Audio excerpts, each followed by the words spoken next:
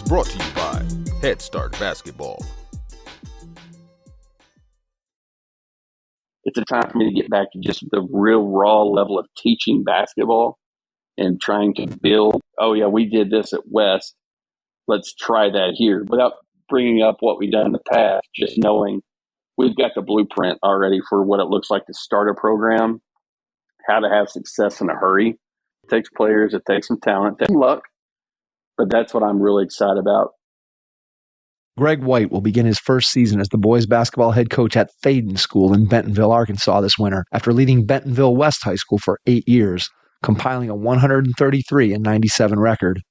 Greg has more than 2 decades of coaching experience and has won more than 250 games as a head coach. He has been a featured speaker at numerous USA Basketball Coach Academies, as well as a member of the coaching staff at the Snow Valley Basketball Camp in the state of Iowa.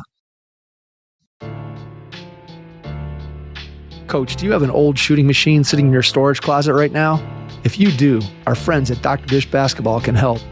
Trade in your machine, any make or model, in any condition, even if it's a competitor's model, and get $4,000 off the Dr. Dish CT Plus, equipped with advanced stat tracking, competition-based training capabilities, and the industry's largest touchscreen. Learn more at drdishbasketball.com and follow their incredible content at Dr. Dish B-Ball on Twitter, Instagram, Facebook, and YouTube. Mention the Hoopheads podcast and save an extra $300 on the Dr. Dish Rebel, All-Star, and CT models. Those are some great deals, Hoopheads. Get your Dr. Dish shooting machine today. Hi, this is Dan Evans, head men's basketball coach at the University of North Georgia, and you're listening to the Hoopheads podcast. Prepare like the pros with the all-new Fast Draw and Fast Scout. Fast Draw has been the #1 play diagramming software for coaches for years. You'll quickly see why Fast Model Sports has the most compelling and intuitive basketball software out there. For a limited time, Fast Model is offering Hoopheads listeners 15% off Fast Draw and Fast Scout. Just use the code HHP15 at checkout to grab your discount, and you'll be on your way to more efficient game prep and improved communication with your team. Fast Model also has new coaching content every week on its blog, plus play and drill diagrams on its play bank. Check out the links in the show notes for more. Fast Model Sports is the best in basketball. Jot down some coaching nuggets as you listen to this episode with Greg White, boys basketball head coach at Thaden School in Bentonville, Arkansas. Hello and welcome to the Hoopheads podcast. It's Mike Klinzing here without my co-host Jason Suckle tonight, but I am pleased to be welcoming back to the podcast after, I guess, a slight delay here where we haven't had Greg on for a long time. Greg White, now the head basketball coach at the Thaden School, assistant athletic director in a new position, leaving Bentonville West High School after building that program up in the state of Arkansas. Greg, welcome back to the Hoopheads pod, man. It is great to be back. It's been a while. Lots changed. We're going to talk about all that. You guys have continued your success. It's been fun for me to keep up with, and always enjoying. There's few titles in my life that I hold dear. One is being a Snow Valley guy, which you and Jason know all about, and one is being a Hoopheads guy. Seeing what you guys have done, it's been awesome. Watch you grow the game, share the game, always pick something up, and it's great to be back. Absolutely. We are thrilled to be able to have you back. Like I said, it's been a while. Want to start with a guy that both of us have been connected to for a long time. I played against teams that Tates Locke coached back in the day when I was a player. You've obviously spent a tremendous amount of time with him. I know he's been a mentor of yours, recently passed away. Talk a little bit about your reflections on Tates Locke, who he was as a coach, who he was as a human being, and sort of the impact that he had on you. When you hear people, it's one of those, when I got the text message from Dave and from Showalter, I had just talked to Coach Locke earlier that month, and I remember finding out the first time he texts, he would always, I'd call him and never answer. He'd always get back to me, but then like one day we're sitting near the cafeteria and at Waverly at Warburg College, and he said, "Yeah, I was sending a text, and we're all like, you text, and like it was just, Tate's being Tate's, and for anyone that spent time around him, my first interaction with Snow Valley was Tate's picking me up at the airport, and my plane was late, and I'm texting with Coach Showalter, and he's like, "Yeah, Coach Locke's gonna pick you up." I'm like, "Yeah, right. This guy's a legend, and there he is waiting on me." And that was my first interaction with Snow Valley. And so much of my basketball career, this is my 24th year, but I tell people I've only been I wouldn't say a real coach. I've only really learned to teach the game since my time when I started going to Snow Valley with Coach Showalter and Dave, and with Slykus and Coach Peth. But Tate's was always that one figure in my life, in my coaching world, outside of my high school coach, that I turned to, and for whatever reason, whether it was fate, him picking me up at the airport, whatever happened, he, it was just amazing to have a man like that, in my life. And so many things in my life happened at Snow Valley, whether it was personal, professional. I changed jobs there twice, literally on campus. And when I took the Bentonville West job, I was there for a year, and I'll never forget, I called Tate's and I said, "I need you to come help, Coach." And he drove from Jacksonville, Florida to Bentonville, Arkansas, and spent 3 days with me and our coaches and our players. And I always tell people that was when the foundation started. The impact just he had in those 3 days changed the trajectory of that program, and his impact on me. And so, the last time we worked together at Snow Valley, people know Snow Valley Tate's, but Tate's would take pictures. He was the superstar. He was the rock star there. But on that last day, he was never around because he never wanted to be called out. The big thank you, the celebration of Tate's. And the last day he was there, I'll never forget. He came by, he tapped me on the shoulder. Both my kids were there. I was with Nick Legalbo. Leans over, tells me, "Hey, I love you. See you soon." And that's the last time we saw each other in person. We dealt with COVID and everything else kind of changed. And what an impact he had on the game of basketball. I think, that when he passed, when you went on Twitter and social media, obviously the Snow Valley family of coaches was out there, but the ESPN commentators, the professional players, and the professional world that talked about him, just special. And I think all of us, his impact, we all try to go on and do as much as we can, to keep that going, to teach who Tate's Lock was. And, whether it's through box drills or when I talk about quotes he used to say, and how we teach defense, and, defense is a barroom fight, and your kids look around at you like, "What's a barroom fight?" And he was timeless. That's what I was telling a lot of people, the ones that got to be around him understand it. Those that didn't, he was timeless. He was who he was, and he was good at it. He was good at being Tate's.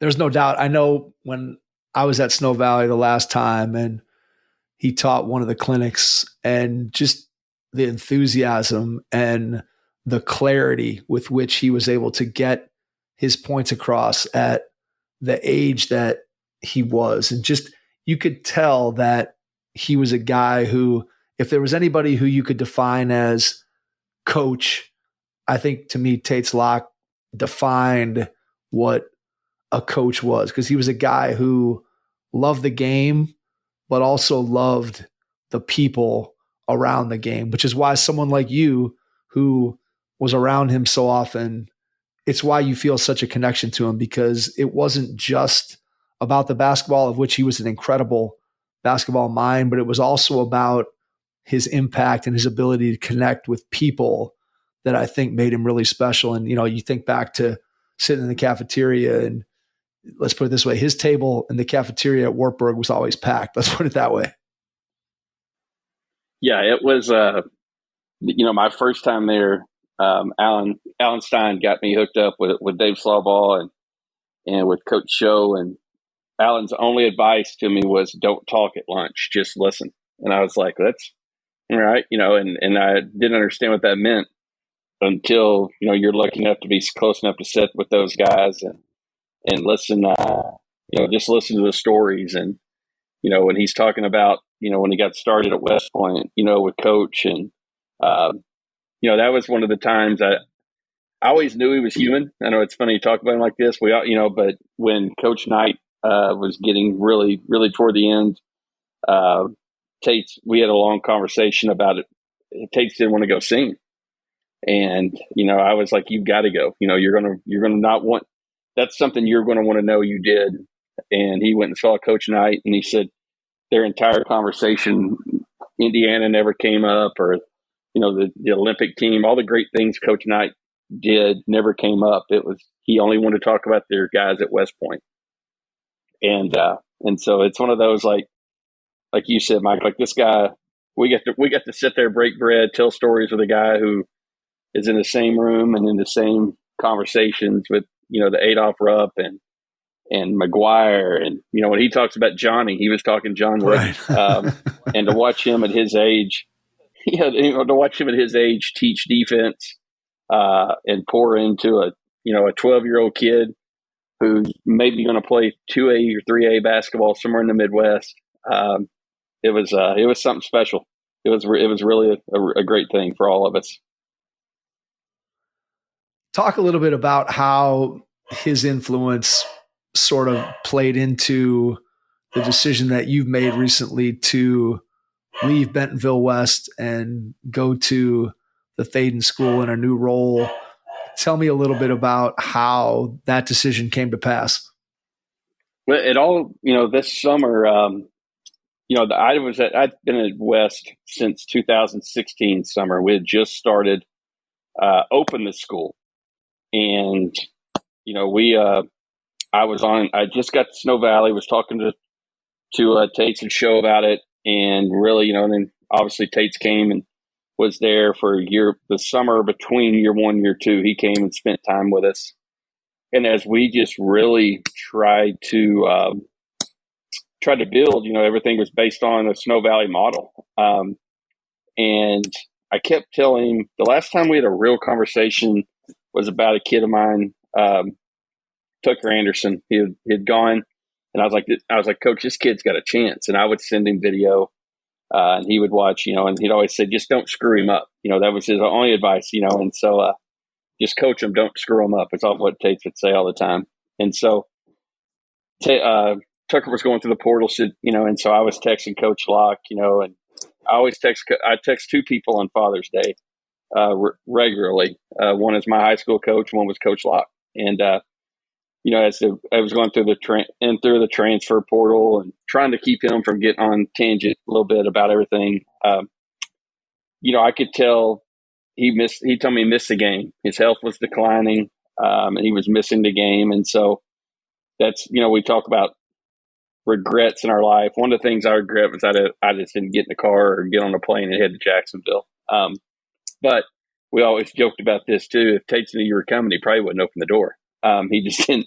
He just didn't want anybody to see, that's just how he was. And so, as we were going through, I just I kept kind of stirring like I needed something more. I didn't know what else I could do at West. We'd won a conference championship in 2023. We lost 90% of our offense, and made it to the Elite Eight the following year. Just really had kids that bought in. Lane Jeffcoat would have been a starter for us as a junior, could have left early for college football. He's a 6'9", 300-pound left tackle for Rice. We talked, and he came and kind of just kept the program going. And so there's still good talent coming, things like that. But I could tell there was a disconnect with me, and I didn't know if I had done everything I could do there. And so when last time I really had a conversation with Coach Locke, I said, hey, I think I've done what I can do here. I'm looking for something else. And he said, something will present itself, and don't stop coaching. You're not done with that yet. And I said, I don't think I'm done coaching, but I know I need a different lane. And that was kind of our last conversation. No, I didn't know that. And so two things happened this past spring, I would say, was that once, I was on the USA junior national staff this year for the first time. And that was always one of those things that I always wanted to be able to coach on a national level. And so I got the invite. I got to go to mini camp in Phoenix. And while I was in Phoenix, the Arkansas Razorback basketball job came open. And as everyone's aware, John Calipari left Kentucky for Arkansas. And just the excitement in his voice at the press conference, the wow factor and the why, the national media, why would you do this? And don't get me wrong, I'm born and raised in Arkansas. Eddie Sutton, that family, Coach Richardson, and Muss had done a great job here. But, when Calipari was making a change and people couldn't understand it, it just kind of stirred more with me. And so, I'd lost Coach Locke as a mentor. I see Calipari making a change, and my boss, who had hired me at West, was at the Thaden School, and he reached out, and I said no. We talked; it just wasn't the right fit. And people that know me know I really have wanted to. I'm intrigued with being athletic director because some of the opportunities Coach Showalter's given me at USA Basketball when I get to speak at Coaches Academies, I like helping coaches. My staff, I'd hired Kayla Short. She was one of our assistants, the only female assistant in Arkansas at 6A level, was amazing on the boys side. Had a former player, Thomas Powell, had been a head coach. Kevin Snyder is a former college coach who was our assistant. So I felt like I was empowering our staff to go be head coaches. And I kind of just fell in love with the idea, and Coach Passmore called back, and, we'd hosted the Hoop Hall South together. We'd done a lot of great things. We'd start a program. He said, how about coming to be the assistant athletic director and coach basketball? Now, people from Arkansas know, other people, like, we have 6 classifications here. So Bentonville West is a school of 2,400, big 2,300 seat facility. Bentonville's the home of Walmart. Families are moving here like crazy. We have 2 6A schools. We had just beaten Bentonville for the 5th straight time. Things were really going well for us. And I announced I'm leaving for a 3A school, 3A private school, leaving a public school, going to a 3A private school with about 300 kids, and we don't have a gym on campus. And so it stirred that, the excitement of building again. Now we're literally building brick and mortar, and trying to build some excitement with the community of families that is at that school. And so that's where we're at. All right, let's go backwards first. And when you look back over your time at West, what do you think were the keys to building that program to where you got it? If you look at the totality of your 8 years there, what are some keys to getting the program to where it was where it is when you leave? I think the biggest thing when you look back at it, which it's fun. I've had a lot of time to reflect. Let me say this: like, I was given that opportunity to go there by Coach Passmore and by Mr. Poore, who was a superintendent at the time. We didn't know what we were getting into. The last 6A school that opened didn't win a game for 2 years. There was a 6A school that just opened 3 years ago. They won 2 games in 2 years. And we come in and win, I think, 12 our first year, 19. We qualified for a state tournament by winning our way through our conference schedule. We had no idea what we were getting into. But I think the biggest thing is we approached everything different. I've got my circle that I rely on really a lot are some guys that are just really, really think. Mike Neighbors at Arkansas is one of my best friends, and if I've learned anything from him, it's don't be afraid to be the first, don't be afraid to be last. But it's got to be right. You've got to make sure it's the right decision at the right time for you. And I think we just approached it different. We didn't come in. In 8 years, I think we had our players up at 6 a.m. maybe twice. We found other ways to be tough. We went against the grain a lot of things. We took days off in the fall. We would practice 90 minutes max. We never went over 90 minutes. If we did, it's because we were talking. We found ways to incorporate multi-sport athletes. A lot of people talk about it. We actually, last year, our rotation, 4 of our top 6 were multi-sport kids. And so we just found a way, we've talked about this on here before, and I've talked in settings with coaches. I learned so much from COVID about being grateful and a balance in life that I never want to be miserable as a coach again. I haven't had a technical in 3 years. It's not because I don't care. It's just because I don't like being upset. I don't like being mad.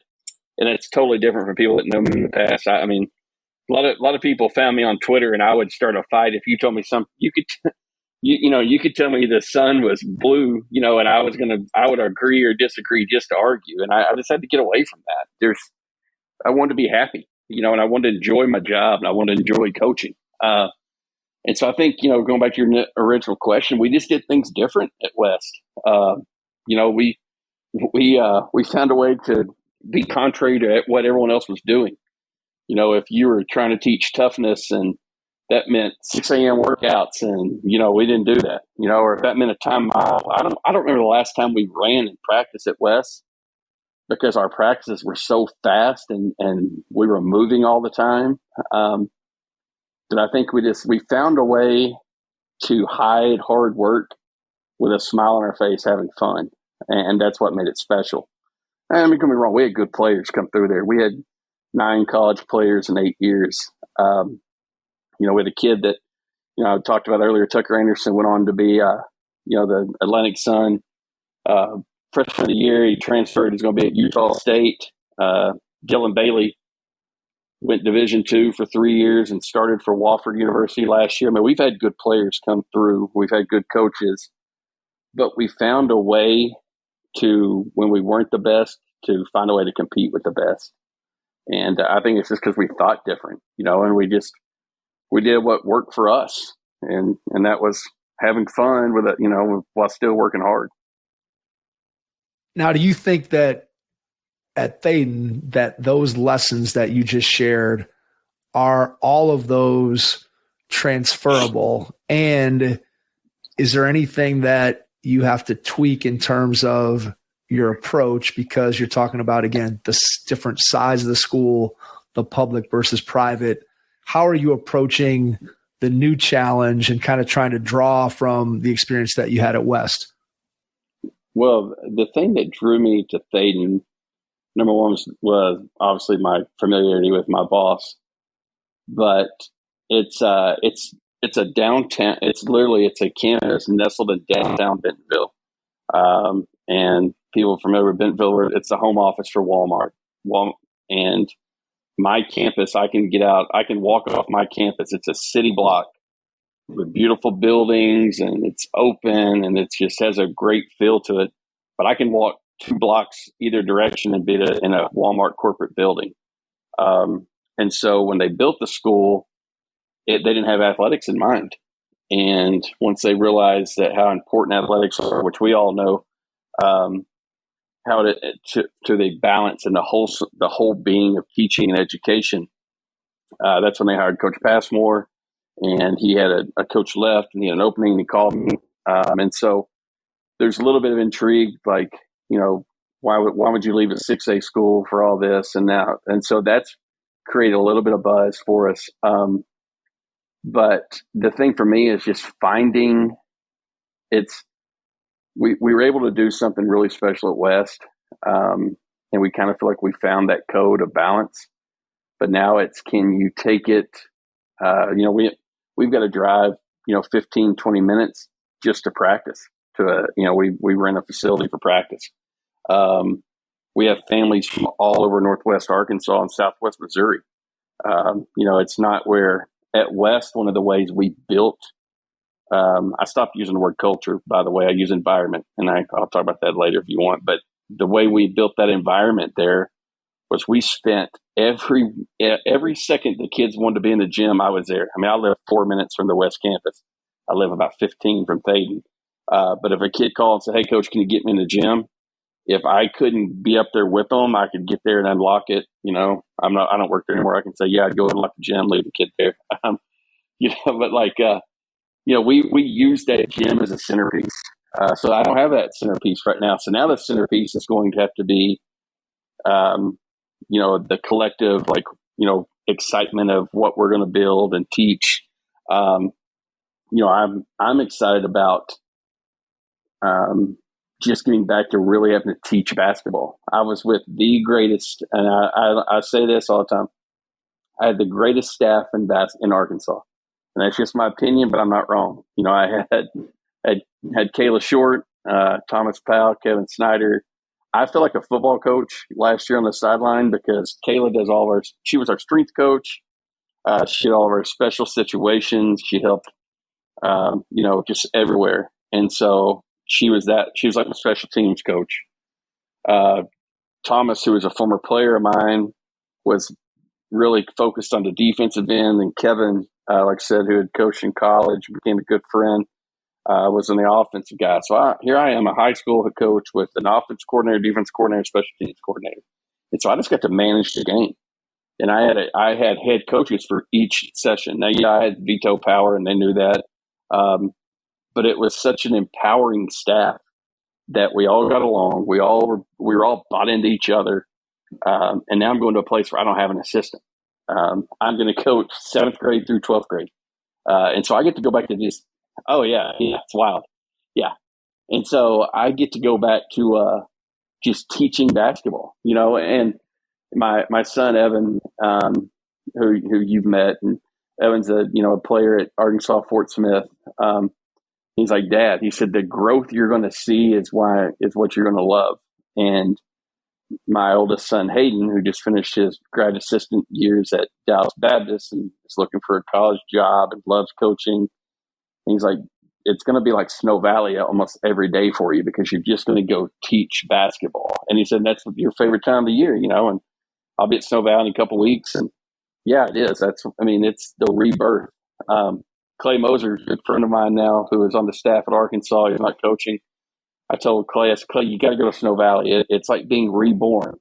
Jacob Brendel said that it's a rebirth for coaches. And Clay went, and he's like, "You were absolutely right. I love basketball again. I'm back in love with the game." And so I think going from a 6A to a 3A, and don't get me wrong, the 3A is good, and there's good coaches, there's good players. Everybody knows that. There's good players at every level, there's good coaches at every level. But for me, it's a step away from a program that, for the time being, we're gonna get Thaden there. But for the time being, for the next year, 18 months, 2 years, whatever time it is, it's a time for me to get back to just the real raw level of teaching basketball and trying to build, seeing where that, we did this at West, let's try that here. But without always, without bringing up what we've done in the past, just knowing we've got the blueprint already for what it looks like to start a program, how to have success in a hurry. But that, it takes players, it takes some talent, it takes some luck. But that's what I'm really excited about. Plus, I get to, the athletic director side. I know that's where I want to see my career go.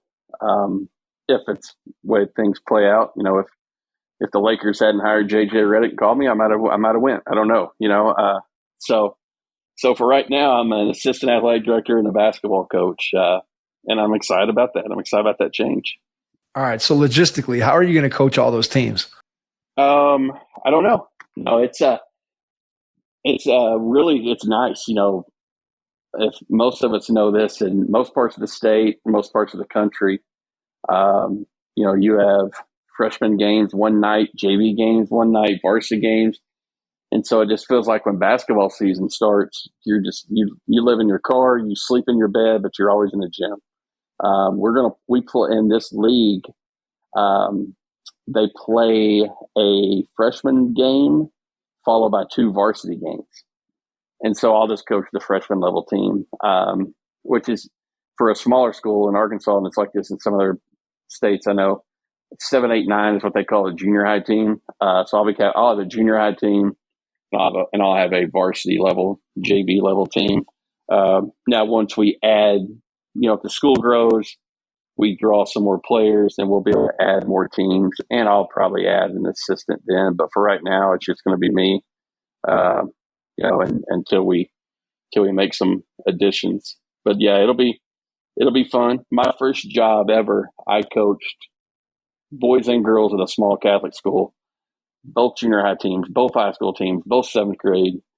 And so for smaller schools in Arkansas, like it's kind of not heard of to have 1 or 2 coaches. But it'll be a change. I know I talked to Kayla and Thomas and Kevin, if not daily, every other day. I'm going to miss that, obviously, just the camaraderie and their knowledge and how much better they made me. But, I was going through, I spend about 30 minutes every day just looking at playbooks, things like that. And it's fun for me now that when I open up something, it has Coach Powell, Coach Short, Coach Snyder. And so that's how I'll stay, connected with them and kind of build and take all aspects of the program. So should be amazing.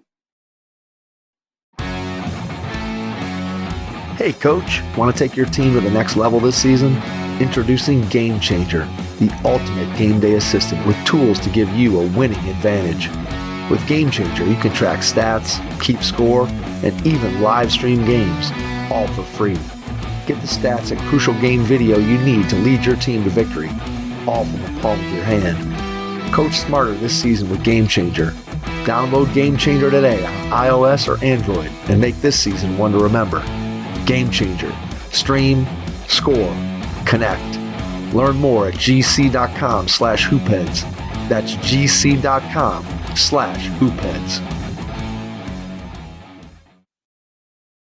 When you think about the players that you have that are already a part of the Thaden program, and then obviously as you try to grow the program and make it better, you're going to have to be able to get players in the door. So have you guys talked about, as an athletic department and you obviously as the head basketball coach, have you talked about the plan, the commitment to the basketball program and just trying to get more players, more student athletes in the door of the school? And is that kind of part of the plan to not only grow the basketball program, but obviously when you're talking about on the private school level, you're also trying to grow and improve the school and get more kids involved in being a part of the school itself. So what's kind of the plan there? I think just you got to find, there's kids that have played. So the school's been open 6 years. They started athletics 4 years ago. They just joined. We play in a public school league. They just joined that. And so it went from guys that are kind of interested. And so there's a few guys there.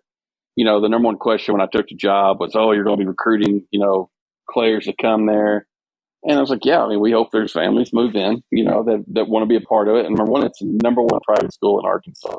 The education is amazing that they get there. A young lady last year got accepted to Caltech, which I think has like a 3% acceptance rate. And so there's ways to recruit there, whether it's, it's the education. Now you have the athletic piece, but it's going to be a hard thing. So I think what I'm excited about is just finding the guys that are on campus that are already committed to being there. They're there for the education. And I may have people that are trying basketball for the first time. And, it's with my background,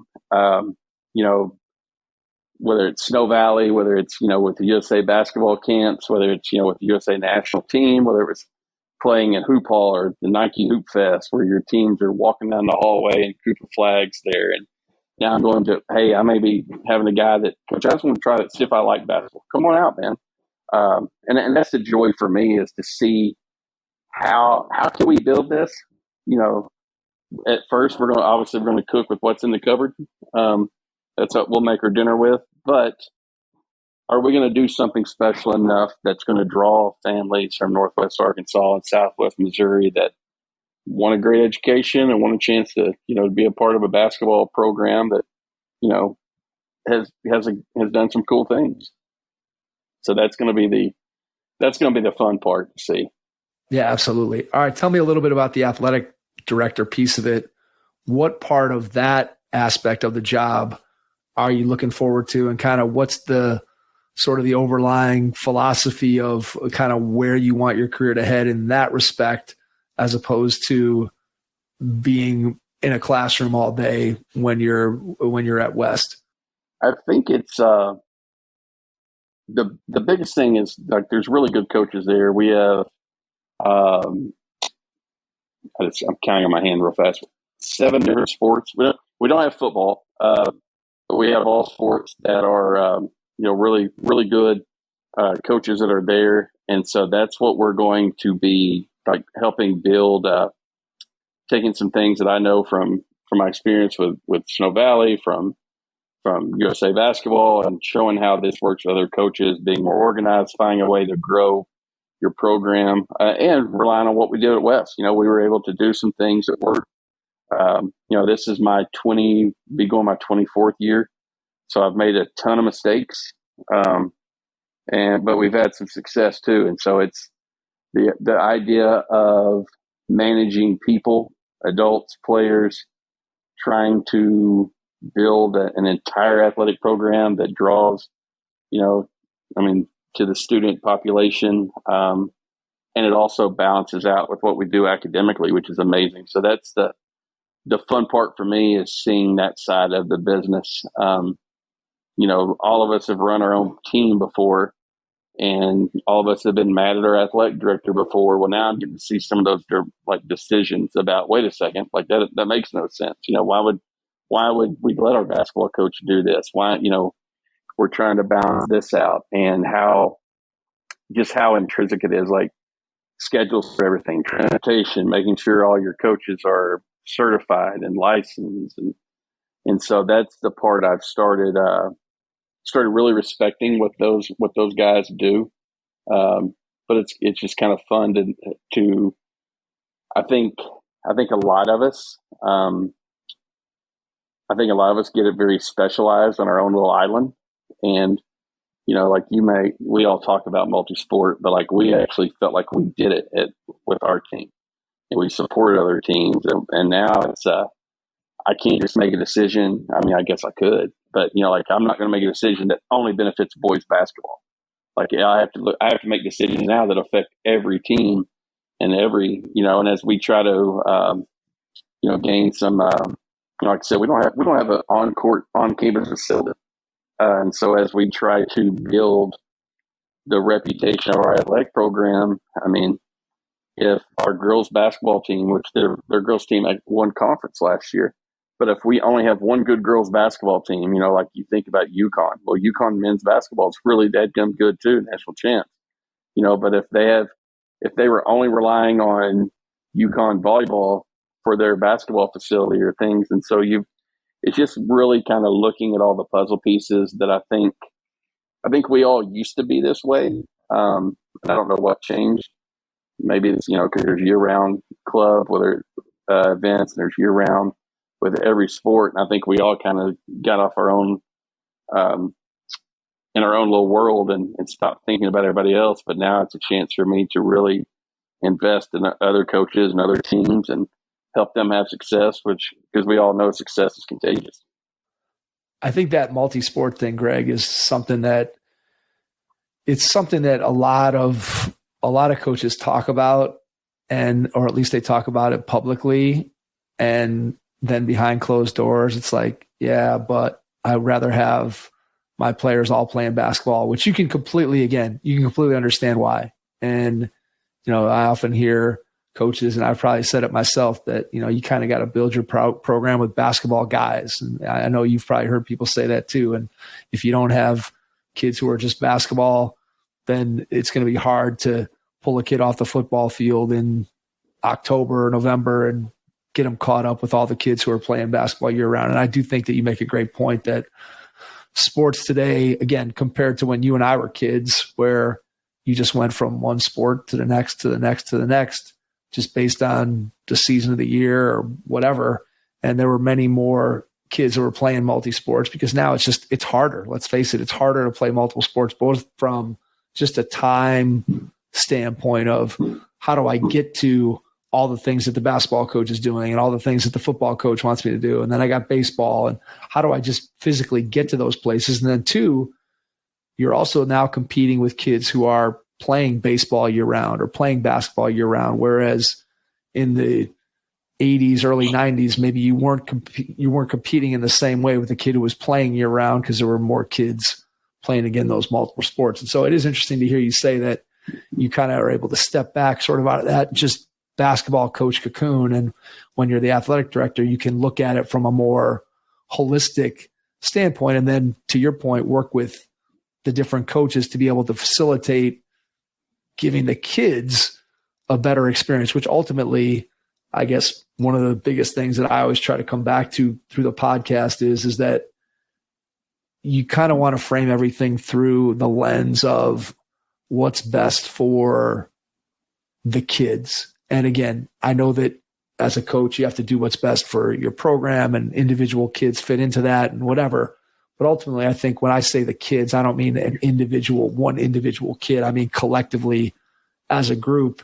And so to be able to do that from an athletic director's chair is obviously different, and you're able to have more influence than you are just if you're coaching one program, if that makes sense to kind of what your thought process is.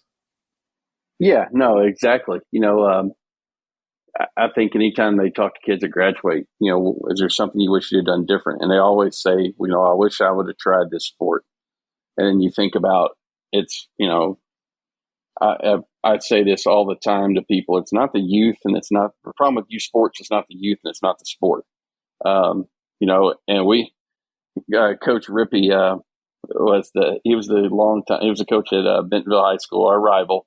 And the fun thing is, from the outside in, people didn't think we liked each other because it was good for TV. It was good for ratings. But he's one of my closest friends, and I've grown so much because of our relationship. And we had a good rivalry. Games were close. It was back and forth. And it was packed. But he just retired, and toward the end, we would have long conversations just about life and about coaching. And we can't. Every time we'd talk to each other, we'd just say, "Hey, it's just PTS."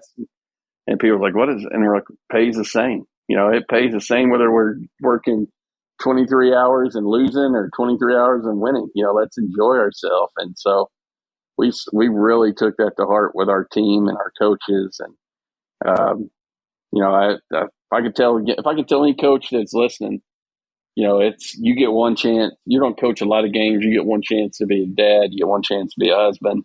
I spent a lot of time, people know my story. I'm divorced, father of two. I spent way too much time in the gym when my kids were young that I wish I could have back. And so our coaching staff, just my previous staff at West, we worked really hard together. We might work hard at home when their kids were asleep. But as soon as we finished, sometimes we had coaches that would beat the kids out the door to go be with their family. And I had no problem with that.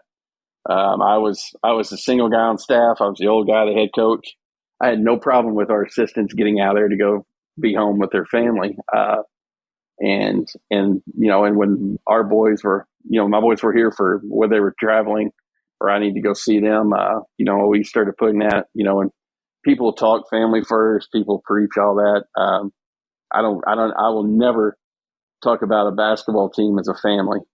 Because my family is way more important than any team I've ever coached. I care about those guys, and I love them in different ways, but they're not my sons. I have two sons, and I think that's one of the things coaches, we talked about earlier what made us different.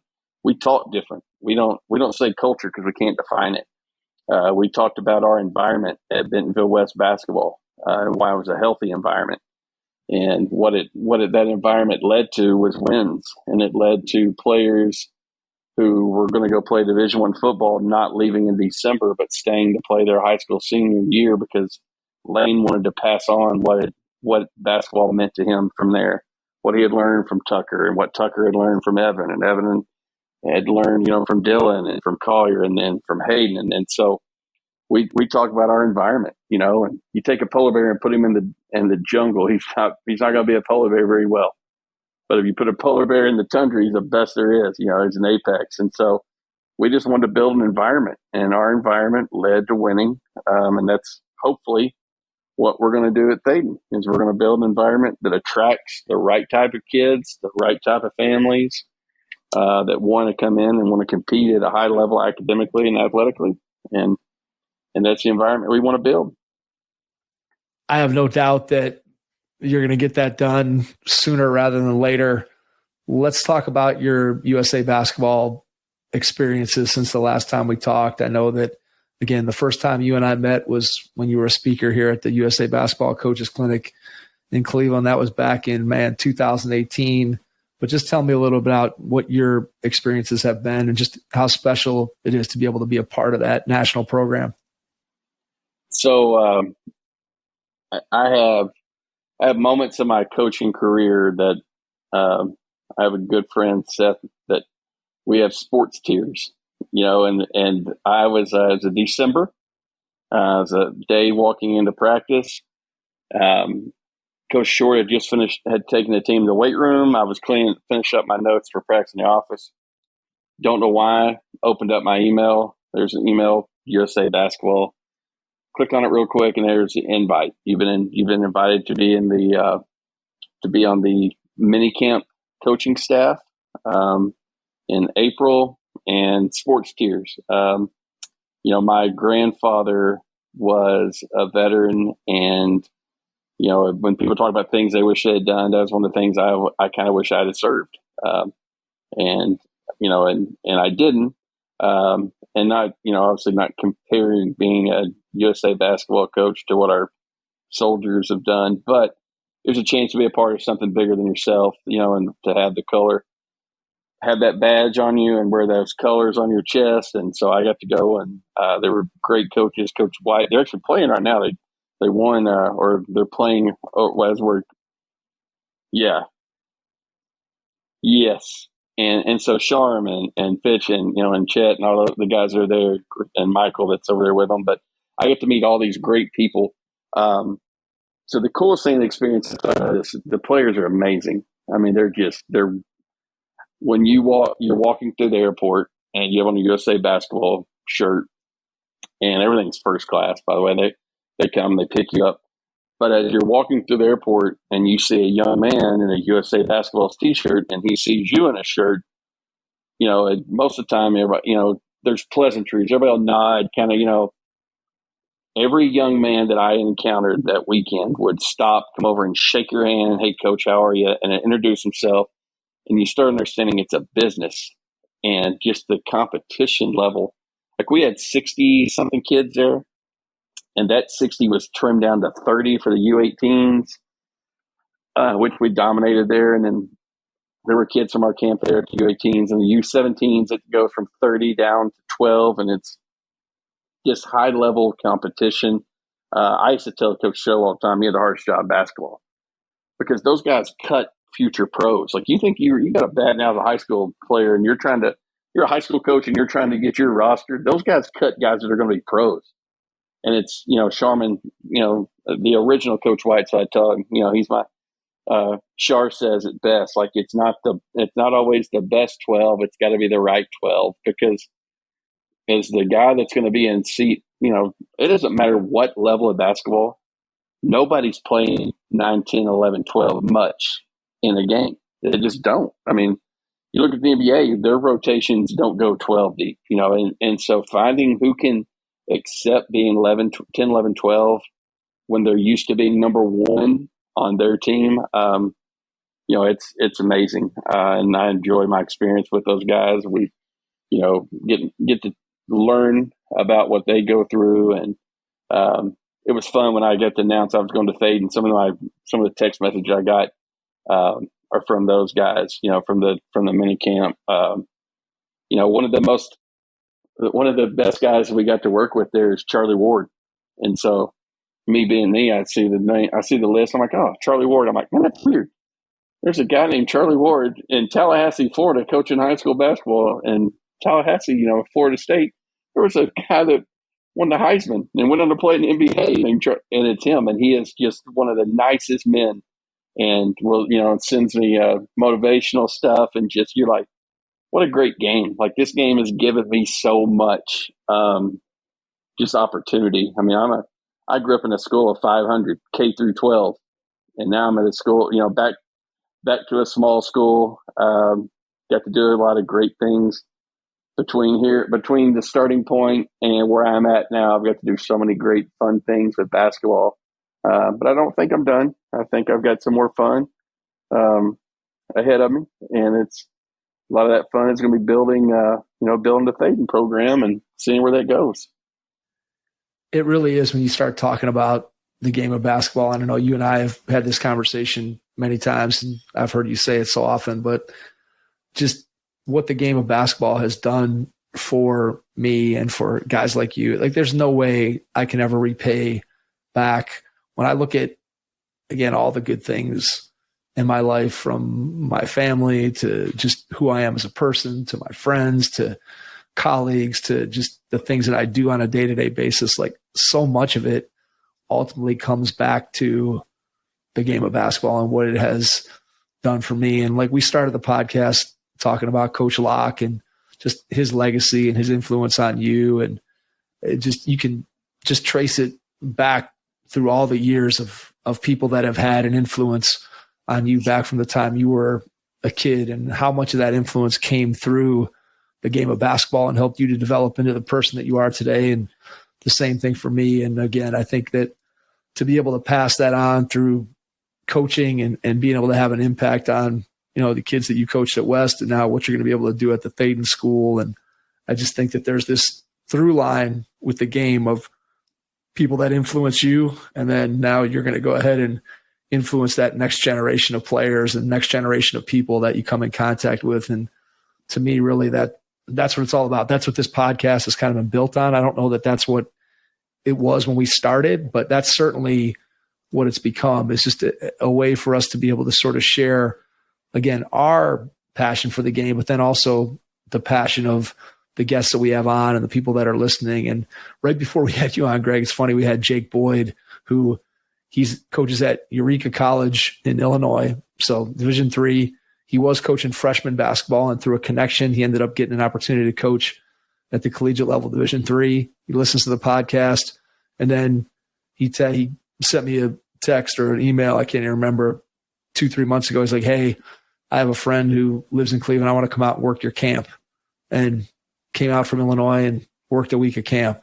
And I told him after I interviewed him again tonight, I'm like, dude, like I still can't wrap my head around the fact that this silly podcast led to me meeting you, and then you coming and working my camp that I've been doing for 32 odd years. It's incredible what the game of basketball does. It really is, Greg. It's amazing to me. We say all the time, the ball has magic in it. I said the coolest thing was meeting those kids watching the kids at USA Basketball. So mutual friend, Snow Valley guy, Dave Bowinkle, I was like, hey, I'm really studying Villanova. Any chance you can connect me with Coach Wright? And he goes, I'll get back to you. All right. Well, next thing you know, then weeks, I've kind of forgot about it, moved on. Dave didn't forget. Here's Coach Wright's number. Oh, okay. So I send what Andy Duke would call a free roll text message to this number, no reply. Well, I wouldn't reply either. If I'm Jay Wright, I'm not answering this text message either, but okay. And so we're there, and then, it's been weeks go by. So we're probably in the 6-8 week window. And all of a sudden my phone goes off, and I have this contact saved as Coach Jay Wright. And I get the greatest, basketball clinic through a text message I've ever received. Well, I'm fanboy this time. I'm like, oh my God, Jay Wright, and so I text back, thank you. Well, this goes on throughout our season, and we use a lot of his principles, which everybody does. Well, we're going back and forth. Well, I land in the Phoenix airport, and I'm walking through. I've run into some USA basketball guys. I see a couple of coaches that I know because we're in town with the Final Four. Turn the corner, and we're like, hey, we're going to wait over here because we had a shuttle to take us to the hotel. And so we're waiting on some other coaches and players to arrive. As I'm standing there, I hear someone say, Coach Wright. And I turn and look, and there's Coach Jay Wright. He's in town with CBS for the Final Four. And so I walk over and, hey, Coach Wright, Greg White, thank you so much for the text. And, and his eyes are like, what are the chances we're going to run into each other? And we get to have a conversation, 5 minutes. And he goes, where are you here for? And so I'm with USA Basketball. He goes, hey, I'm going to be there tomorrow. I'm speaking to you guys. And so as he comes in the next day, we get to see him and listen to him talk. And it's just like you're talking about the game, like that's one of the reasons why guys like you, I try to do this. I see what Tate's did. Coach Showalter, like anytime I try not to say no to a basketball moment. If it's a coach, it says, Coach, you got a couple minutes. Can I text you or can I email you? What do you think about this? I always want to be that guy that's like, you know what? A guy like Jay Wright gave me 20 minutes of text message. And he may have been driving to the airport, may have been doing whatever, but the fact that he would do that and the way Tate was and the way Bullwinkle and our Snow Valley family has taught us all, like, I'm never going to say no to a basketball opportunity. And I try to share the game like it was shared with us, because with Tate's gone and Jerry and those guys, we're the last of the Cowboys.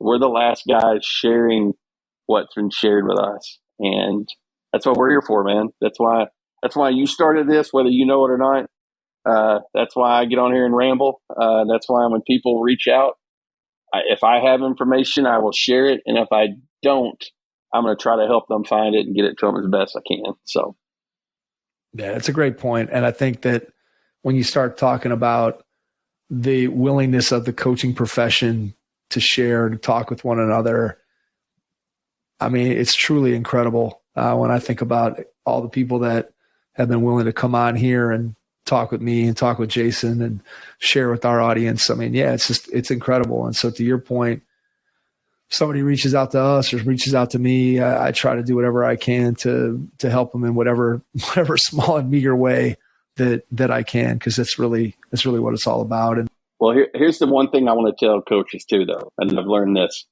that it's not just going to be given to you, and you know what I'm talking about with this, Mike. Is like if you ask, if you put out, basically what I'm saying is that when these young coaches put out the effort, guys like me, like you, Nabes, but all these guys are going to help. But the guys that just want, hey, tell me what you know about a 2-1, a 2-3 zone. Well, make an effort to reach out to that coach that knows about it. Find the retired coach, find somebody, but they're like, the information's out there. You can buy it, pay for it, whatever. But you're going to get so much more when you put effort into going to get it. Like if somebody spends time listening to this podcast and they tell me, hey, you and Mike were talking, and at minute 54, you said this, or Mike said this. They put time in. I'm going to invest back into them. But if they just call me and say, hey, tell me what you and Mike talked about. No, man, you can pop in that podcast and listen just like I do, just like everyone else does. And so that's what I'm starting to see that more with young coaches I talk to, is they're getting back into how we did about going to spend weeks at camp, going to clinics, go visit campuses, just go. Like, it's not going to fall in your lap. You've got to go put out that effort. I'm watching my son Hayden right now with jobs, and he's talking to everybody. And it's because it's not just going to fall in your lap. We've conditioned kids to think it's easy. This job's not easy. This game's not easy. You got to go do things. So go put out the effort and watch the game pay you back. Yeah, it's so true. I mean, I think, again, it's not rocket science, right? I think you can apply this in lots of different realms, right? If you want to learn from somebody, then you got to reach out to them with the idea that, hey, I've already put some time in learning about you, or learning about what you know, or knowing what I want to get from you in terms of knowledge and what I'd like for you to share with me. And I think most times when somebody does that and puts that pre-contact effort in, for lack of a better way of saying it, that's when you're going to get a better response. And I think that's what you're getting at. And I do think that when you see, it's great to see like Snow Valley and the number of guys now that I talked to, like Jake was just there last week and said, it was an incredible experience for him. And that's where you make those contacts. That's where you get to know people. That's where you put the time in, that then you build up, and now you do have a network of guys that you can reach out to. And, I think about the network that you and I have built, and I think about the connection that I have with Alan Stein, who you talked about, and how Alan helped me get this thing started, and just the connections, and Coach Showalter and how good he's been to me, both in letting me come and work at Snow Valley, but just contributing to the roundtables that we do every month. I mean, we've done 66 of them, Greg. He hasn't missed one. And again, I have no right in any way, shape, or form to even think that he would give me the time of day, let alone be a contributor to every single one of our roundtable episodes. I mean, it just speaks to, again, the kind of guy he is. And it also speaks to just, again, his ability and willingness to share with coaches who are out there who are listening and wanting the game to be better. Like, he's at a point, and I think that this is where we're all striving to get to, right, is where, like, Coach Showalter doesn't have anything more to prove. He's not trying to show he's this or he's that or whatever. Like, he wants the game to be better. And I think that's really where, I think that's where I'm striving to try to get to, is I just want the game to be better. And how can I make that happen? If this podcast is in some small, teeny tiny way helping the game to be better, then I'm at least leaving something behind, because I can never repay, as I said earlier, I can never repay the game for what it's given me. Oh, absolutely. And it's, Show was, for Showalter's generation, it was Coach Wooden. And I always tell him, for our generation, it's Coach Showalter. That everybody turns to as that guy that, whether it's NBA players, NBA coaches, I would love to. I may ask him next week or in two. I just let me go through your phone. I won't call anybody. I just want to see the numbers that he has.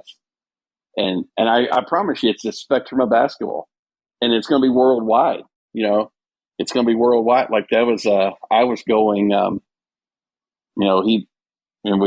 could do a whole hour on Showalter's impact on me. If I hadn't changed jobs, I was going to go overseas and do some things just off one phone call he made. And you're like, this guy is Mr. Basketball. But yeah, no, we could do a whole hour on him, but we'll save that one. We'll save that for the next one. We'll save that for the next one. That sounds like a plan. All right, Greg, before we get out, share how people can get in touch with you, your social media, which I know you're active there, and just how people can get in touch with you and find out more about what you're all about. And then after you do that, I'll jump back in and wrap things up. Do we call it Twitter still, or do we say we still call it Twitter? I can't call it X, Greg. Okay. I can't. We got to go Twitter. Yeah. So it's at Greg White 32 on Twitter, X, whatever you want to call it. You'll hit me there. That's where I don't put out as much as I used to, but if you'll reach out to me there, and then we'll make sure my email and everything, because it's long, is posted on the website with this episode. Or if you just hit me a message, we'll get you set up there. And yeah, that's how, if you got questions, want to talk about anything, want to come visit. We've had coaches do this. I don't know what it'll look like this year with our team, our facilities and stuff, but anybody wants to come to Northwest Arkansas, you've got obviously University of Arkansas, 19 high schools, NAIA, JUCOs, Division II, all within an hour and a half. We have coaches come in, and we can connect you with every level of basketball you want to see practice. Coach Neighbors is the most open, sharing guy. Interested to see how Coach Calipari is with that. But yeah, we've got Arkansas Fort Smith, we've got Arkansas, we've got John Brown. It's a great place to be. Plus, there's a great barbecue, Wright's Barbecue, #1 ranked barbecue in the nation. Not mine. That was the real deal. So we'll take care of you. Come in, talk ball, hang out, be great. Greg White 32 on Twitter, and we will get you connected with however we can. Love it. All right, Greg, it's good to have you back in the fold. Really appreciate your time tonight. Can't thank you enough for that. And to everyone out there, thanks for listening, and we will catch you on our next episode. Thanks. Your first impression is everything when applying for a new coaching job. A professional coaching portfolio is the tool that highlights your coaching achievements and philosophies, and most of all, helps separate you and your abilities from the other applicants. The Coaching Portfolio Guide is an instructional membership-based website that helps you develop a personalized portfolio. Each section of the Portfolio Guide provides detailed instructions on how to organize your portfolio in a professional manner. The guide also provides sample documents for each section of your portfolio that you can copy, modify, and add to your personal portfolio. As a Hoopheads Pod listener, you can get your Coaching Portfolio Guide for just $25. Visit coachingportfolioguide.com/hoopheads to learn more. Thanks for listening to the Hoop Heads podcast, presented by Head Start Basketball.